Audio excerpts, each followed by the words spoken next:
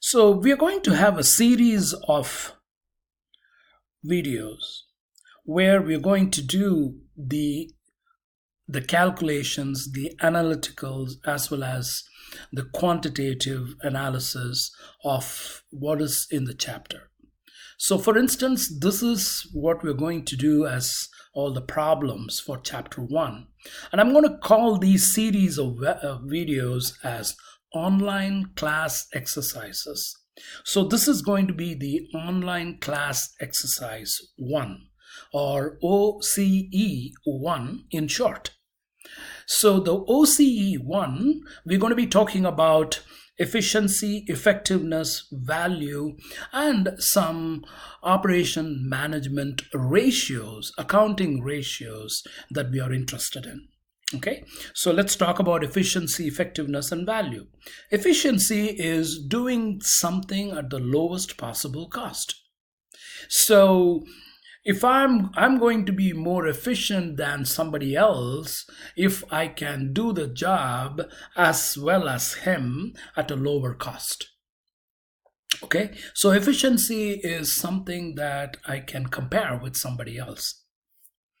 Effectiveness is doing the right things to create the most value for the customer. So let's take the mobile phones. So let's look at iPhone and let's look at Samsung. To me, personally, iPhone gives me the most value than Samsung. So to me, iPhone is more effective than Samsung. It may be different than for you. For you, probably, Samsung would be creating more value than an iPhone, so you're going for the Samsung.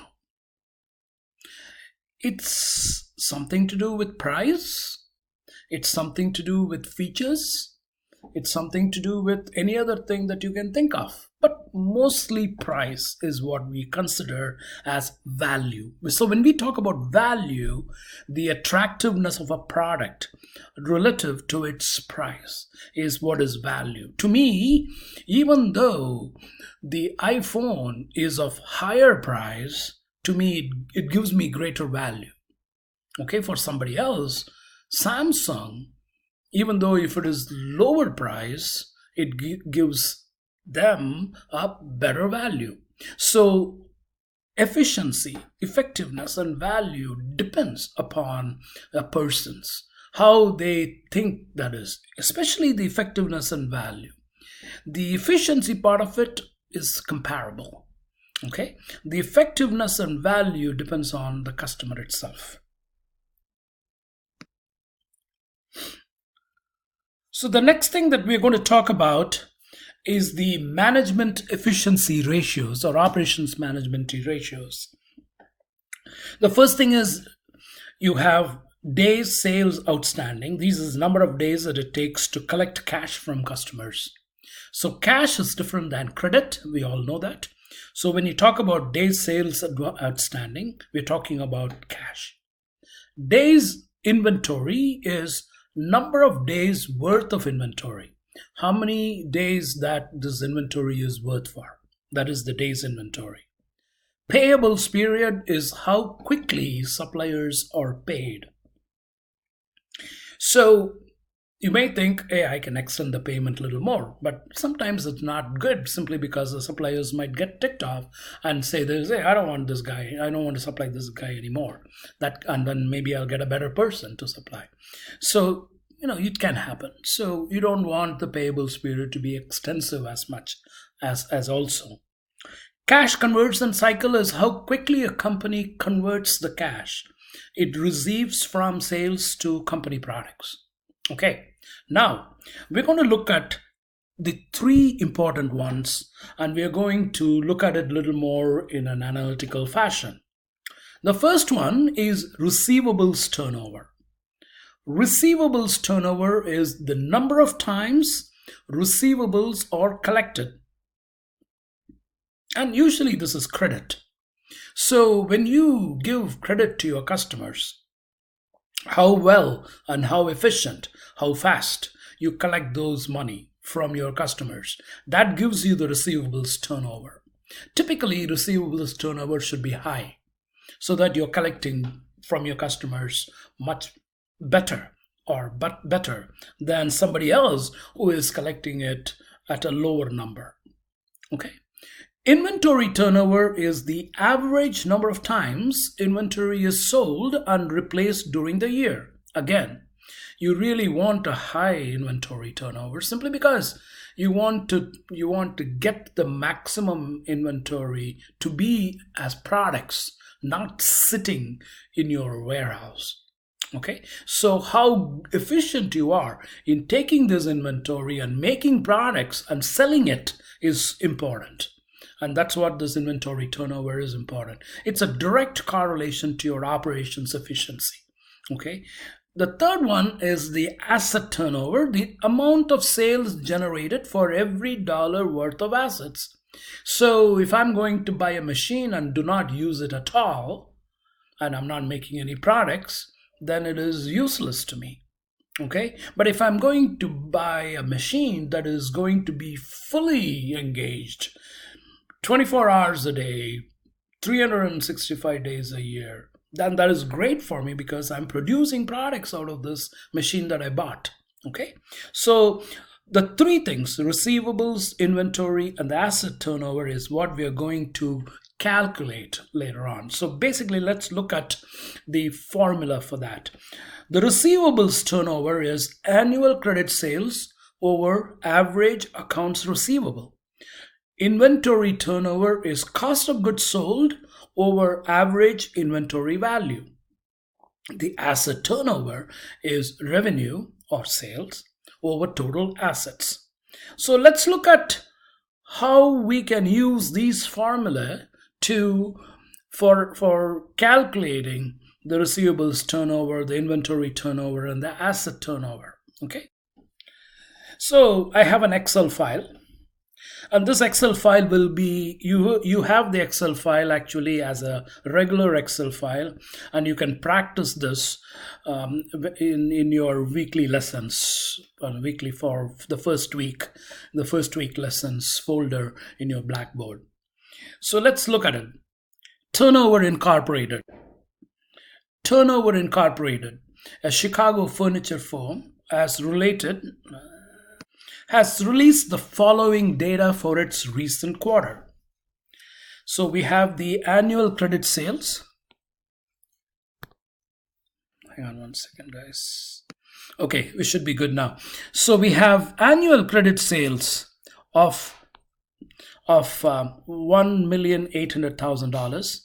Average accounts receivable is $300,000. Cost of goods sold is $1,200,000. So $1,200,000, so on and so forth. So we need to calculate what is the receivables turnover ratio. So for that, I'm going to click on the cell E10. And E10 is where I'm going to put the answer.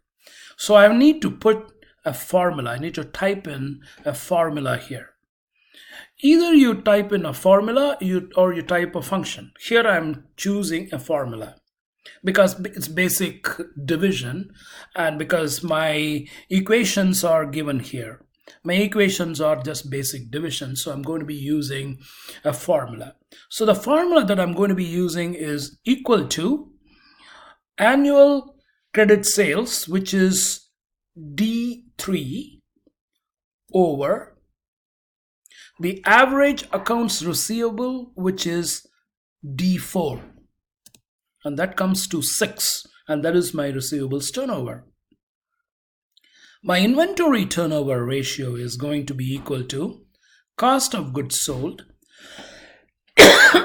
which is D5, over average inventory value, which is D6. And that comes to 60. My asset turnover ratio is going to be equal to revenue or sales. My total sales is D7, and that is over the total assets, which is the D8, and that comes to 24. Okay, so I have computed the three ratios that I want. And I'm going to explain to you what those ratios mean right now. So basically, an receivables turnover ratio of 6 is actually good. So basically what we are doing, the higher it is, the better. That is number one. And also 6 basically tells me that in a year, on an average, I'm collecting the receivables 6 times, which is a little more than every quarter, which is really good. Okay, so you can say that on average, every 2 months I'm collecting my receivables, which is 60 days, which is really good. The second portion of it is inventory turnover ratio. The inventory turnover ratio here is 60, which is very high, which is very good. It means that I'm using my inventory efficiently.